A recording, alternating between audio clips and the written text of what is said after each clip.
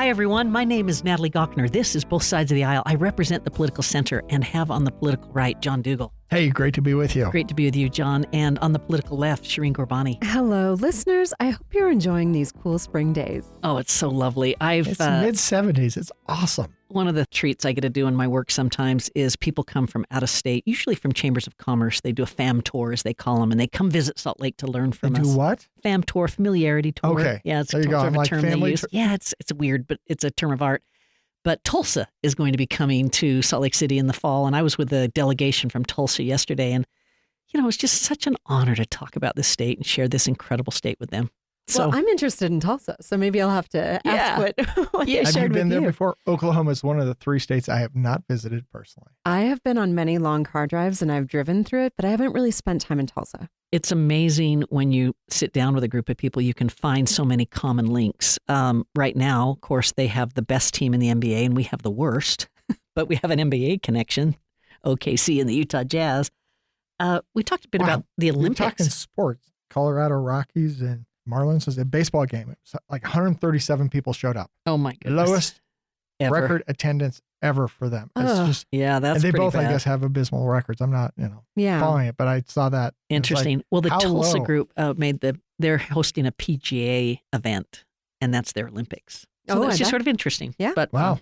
hey, but we've got tougher things to talk about, and I want to start global. And Shireen, let's just start with you about what the current situation in the Gaza Strip, in Israel. I guess there's over 50,000 children who have been killed or injured since the start of this campaign. Yeah.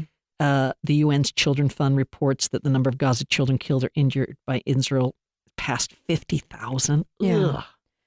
It's just devastating. It's devastating. This is a heartbreaking situation. Mhm. We, I'm certainly reflecting on the violence inflicted on, folks from both sides of the border there, right? When we think about the Israelis who were captured, held hostage, this period of time, and what, from my perspective, can only be described as a genocide Mhm. happening Mhm. in Gaza.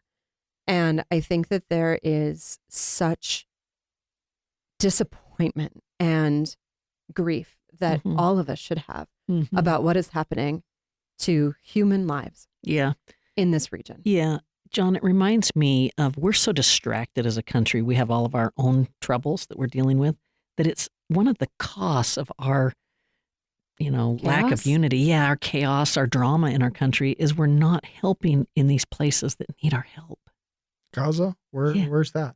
Yeah. Right. I No, I know what you I'm mean. being somewhat facetious, but Yeah. for a lot of folks, it's like, Yeah. I don't even know where that is. I mean, So just the why, more- why does the- it bother me? But The Yeah, moral you look- clarity that this requires for, I would think of a U.S. leader pulling together leaders of the world to say, stop and let's get in a room and let's take care of this. yeah, and the Start challenge building is, that trust. unfortunately, this has been, the strife out there has been going on for millennia. Yeah. And so it's really hard. But you look and go, 50,000 children, I think almost anybody's heart breaks over Yeah. that kind of suffering. And then you think about the radicalization or the revenge that comes out of it. Yes. I mean, The political you- destabilization. fathers or brothers, and I'm going to avenge my, Yes. my sister's death, whatever it might be, my mother's death. I mean, it's one of those things that, clearly if there was an easy way to bring peace there, it would have already happened. But it is the suffering that takes place as a result of that. Mm-hmm. And it's hard for us to recognize that, just like you said, because we're distracted with We're so distracted. many other, and yet other what I would say are more trivial things. we have a former State Department spokesperson, this gentleman named Matt Miller, but he's now saying that Israel has committed war crimes in Gaza. Those are very serious statements to say, war crimes and whatnot. But Coming from the guy who was saying it wasn't happening. yeah, He spent a year saying no war crimes. yeah. Shireen, do you think this gets worse before it gets better? I do. I don't like reports- hearing that. No, but the reports that we're hearing are that there are just increased moments of minimal food coming across the Mhm. border. The resources have been decimated down to, and I guess by that what I mean is access to clean water, access to hospitals, access to any form of stable housing. All of this has taken such a significant hit that Mhm. there is, I kind of keep thinking there's no bottom, and it just keeps going. And I do also have to acknowledge the ways in which this is spilling out into violence in other places as well, right? Like we see these horrific attacks. There was just one, was it in Colorado this last week? The way that this continues to perpetuate violence, we will see more of, and we will have to keep living with until there is some move towards resolution. Yeah. I think she's probably right. But yeah. And you look, I mean, the suffering that the Israelis have had, the attacks that were on them. You look at the surrounding countries that are, I'm going to say, somewhat hesitant or reluctant in their relief efforts. Don't fully embrace it. Kind of a little bit here, a little bit there. There's a lot of stuff that's going on in the Middle East that I don't fully understand. So meanwhile, on our shores, we have a big, beautiful bill that has passed the House that is sitting in the Senate. Oh, I heard it was called a disgusting abomination. Which is it, Natalie? I'm in the political middle. I know. Eye of the beholder, right? Yeah, it's so fascinating to me because what I love is as people are getting engaged on this. People are trying to understand what's going on, and they're getting behind the headlines. And that's my number one advice I say to people is get past the headlines and try to understand these things. But it looks like the Senate is looking... If it's more than 140 characters, can we really read that? Yeah, we must. Come on. The Senate, I guess I'm an optimist, but they got to make some improvements here. And top of my list, the tax cuts go too far. And I don't like the exemption of overtime. I don't like the exemption of tips. I don't think that's good tax policy. Those are some of the places I'd start. And it's billions of dollars. It's a lot of money. Yeah.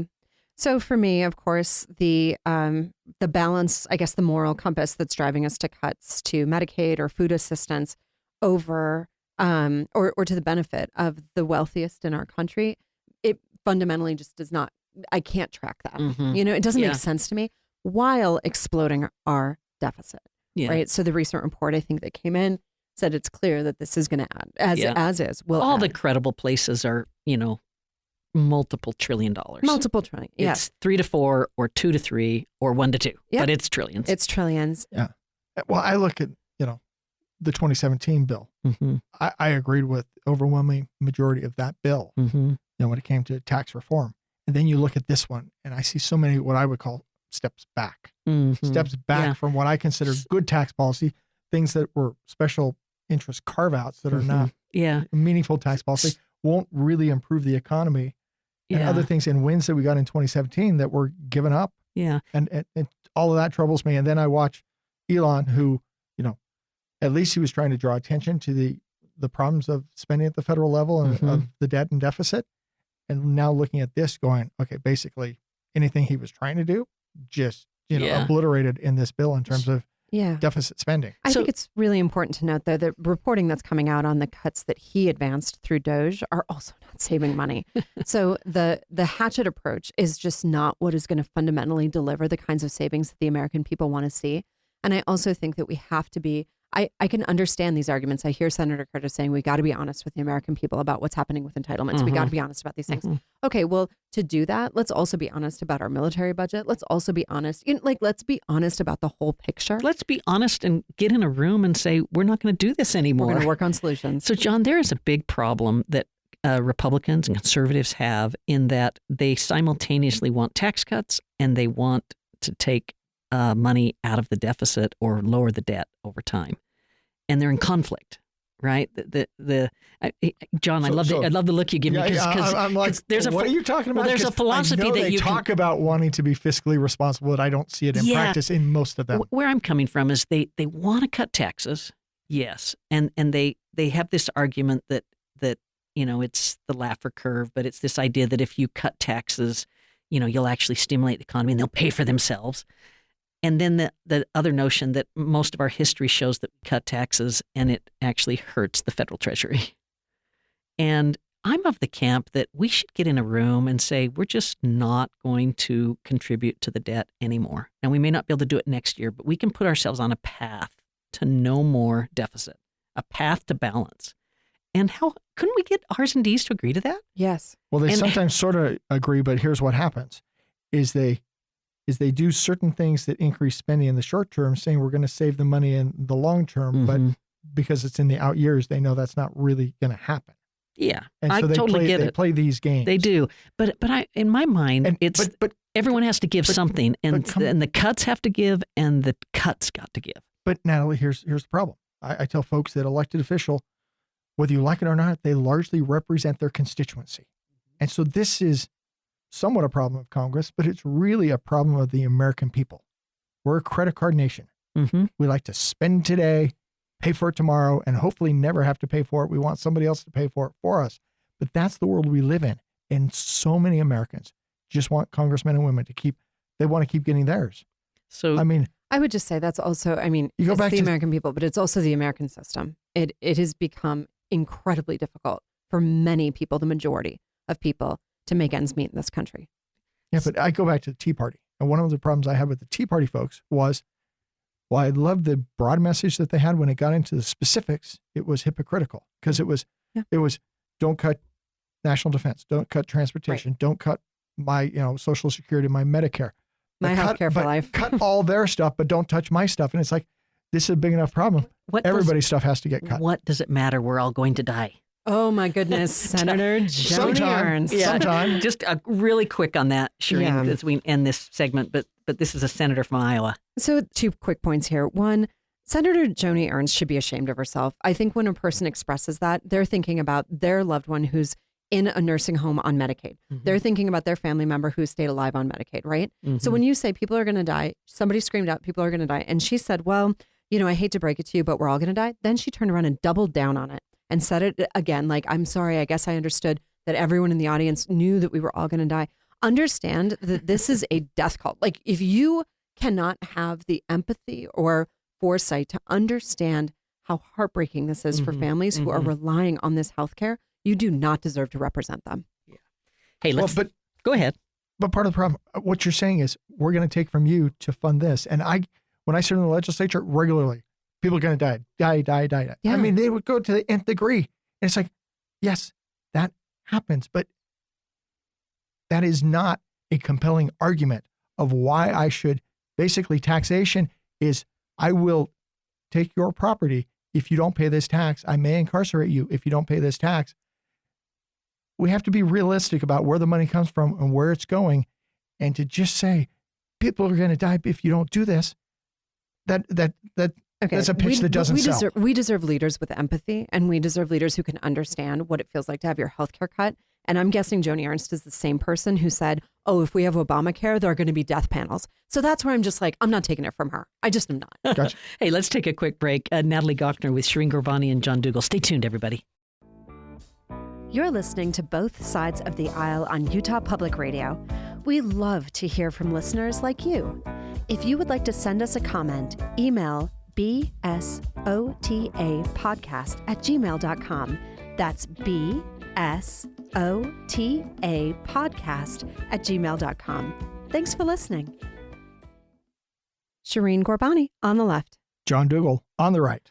Natalie Gochner, and this is Both Sides of the Aisle, and we got big news this week. I'm going to start with you, John, on this. The Supreme Court has sharply limited the scope of the National Environmental Policy Act, NEPA, and it has a specific, Right now you're saying, why do you hate the environment, right? Yeah, but it has a specific policy application in Utah because of the Uinta Basin and the rail line that connects, let's say, roughly Vernal to Price, just roughly. Well, yeah, what you're looking at is actually 88 miles to get oil shipped out of Duchesne and Uinta counties. And it was going out through Colorado, I think it was Eagle County, and folks sued over the environmental process. And this was like a 3,000-page document, had been approved, everything else like that. And then it was all wound up.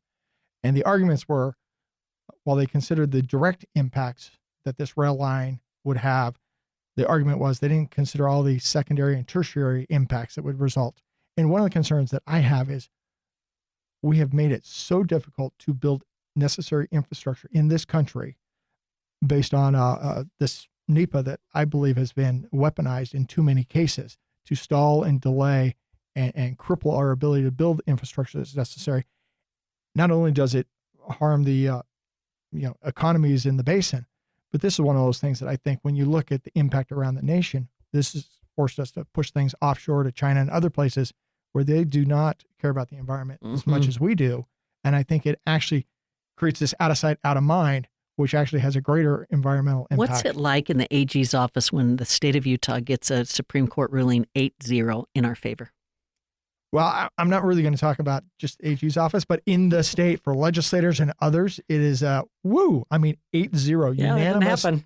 Even the liberal justices, quote unquote, agreed with Utah's position. and the Shireen, I basis have a of the position. nuance on this. Yeah, let's hear it. The nuance is that this will take more of Utah's waxy crude to the Gulf Coast area, not to burn and create, global warming, but to use in cosmetics and lubricants and the like. And a lot of people have a really quick time labeling oil and gas as polluting when sometimes it goes to very basic commodities that we all use. Yeah. Well, I think we all need to reflect deeply on all of the ways that we are consuming, right? Oil, plastics.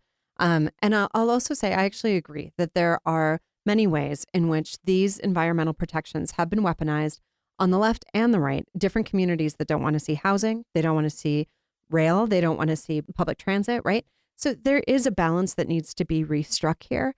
But I'll say that for me, what's concerning is this, given a broader context of a administration that really doesn't seem to care, or will do very little to hold companies accountable for polluting our water, for polluting our air. We're seeing rollback after rollback after rollback.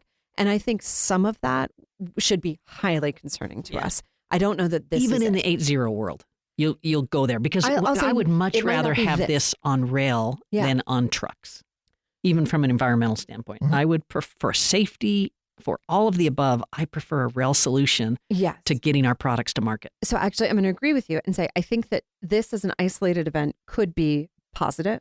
And I think there have to be reforms to NEPA. But in the broad context of the efforts of this administration, I think it's a scary time. Yeah.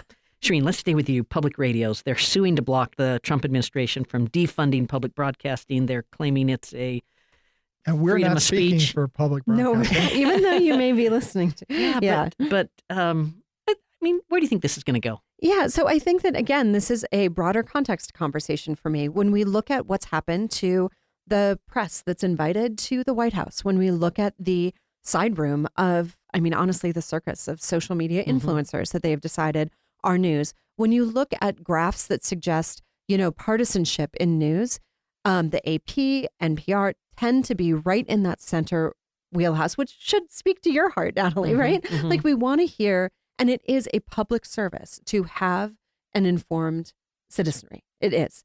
And I really wish that we could, I think what's so difficult about this administration, and they've said it, it's shock and awe, right? So something different's coming at you every day. It's really hard to drill down and understand, is this a free speech issue? Is it an issue of violation of dollars that had already been appropriated? Freedom of the press issue. Freedom of the press issue.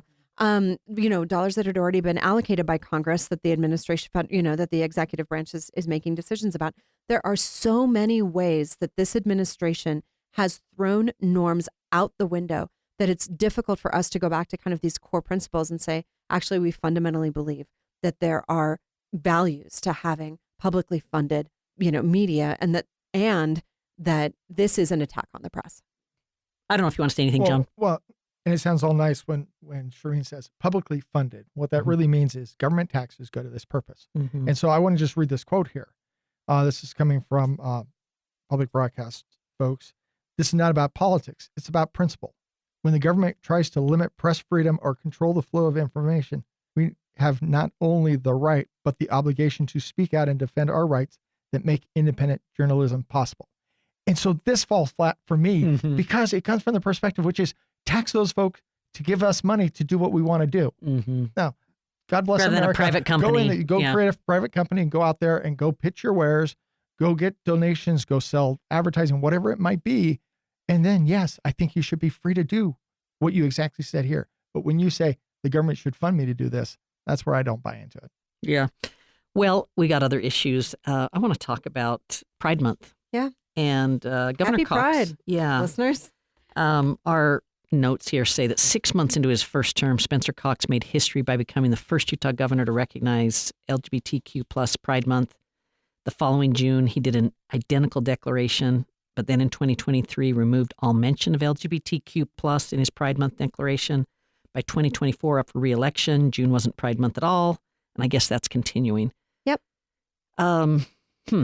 This all gets tied in with also both the Utah Mammoth and the Utah Jazz doing a Pride Month post on X. Yeah.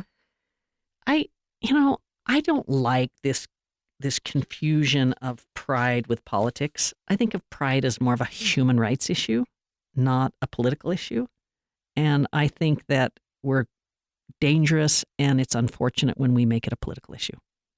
Yeah, and the state's I'll say that from the middle. The state's gone on a real journey with pride, and with acceptance and understanding around the queer community. And certainly there have been massive shifts. There's a ton of data that shows how far people have swung when it comes to issues like, acceptance of gay marriage. And, really still there's a lot of stigma and a lot of misunderstanding and a lot of violence directed towards our trans community. But even that is moving in the direction of people saying, we love these folks, we love our neighbors.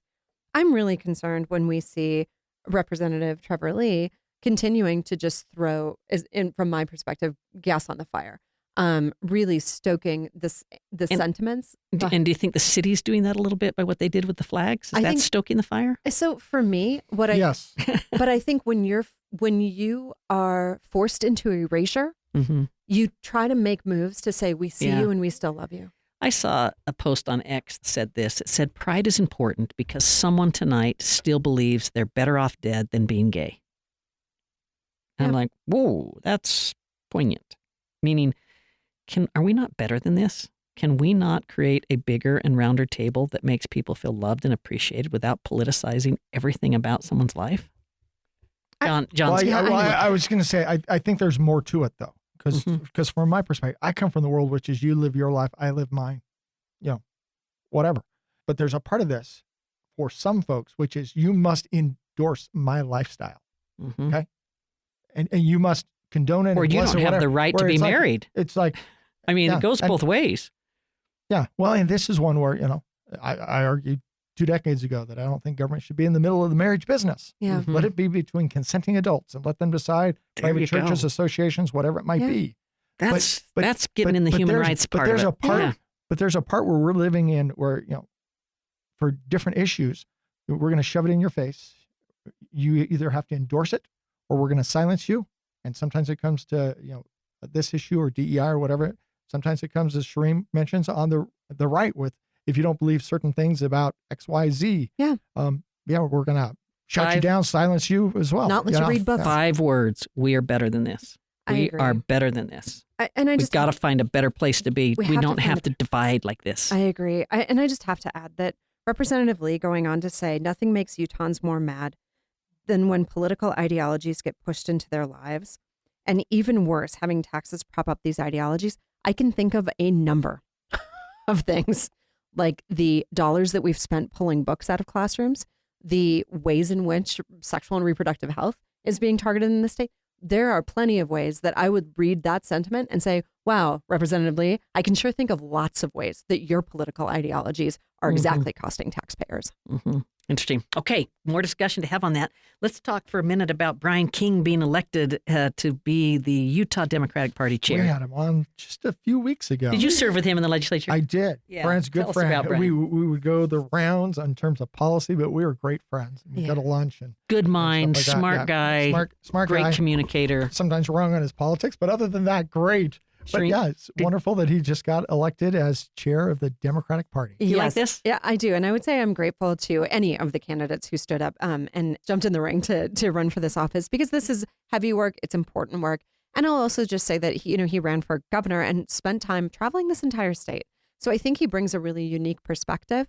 And I think that it is an important reflection of who we are as a state. And I think it's honoring who we are that we have an LDS party chair. I will also say, that's a great point, that we have 2 great party chairs, because Rob Axon's a terrific Rob Axon's wonderful person, and just will do a very good job with the Republican Party, and so this will be good for our state. 2 good leaders. And I would argue that a stronger Democratic Party benefits the Republican Party. Yeah. Yeah. So Hey, less than a minute. We got the Supreme Court Justice John Pierce, John Pierce He's retired. retiring, Yeah. or stepping off the bench. I assume going into the private sector. Yeah, this is going to be. He's a great legal mind. I think we're going to miss him. Yeah, I do too. And I think this is a loss for us in our state, but I also understand. And I, in some ways, think I appreciate when people do step down. I think it's important. It'll be really interesting who Governor Cox picks. I agree. And as you know, there's a judicial nominating committee that advanced. I think it's like 7 names, and he gets to pick from those 7. So he doesn't get to just go grab anyone. But it should be real interesting. John, Well, last word on that. I was just going to say, John's a great guy, former general counsel for Governor Herbert, and so a sharp legal mind. Lost to the state. Okay, everyone, a wonderful program. I've been with Shireen Gorbani and John Dougal. Program's produced by Anthony Scoma. Thanks, everybody, for listening.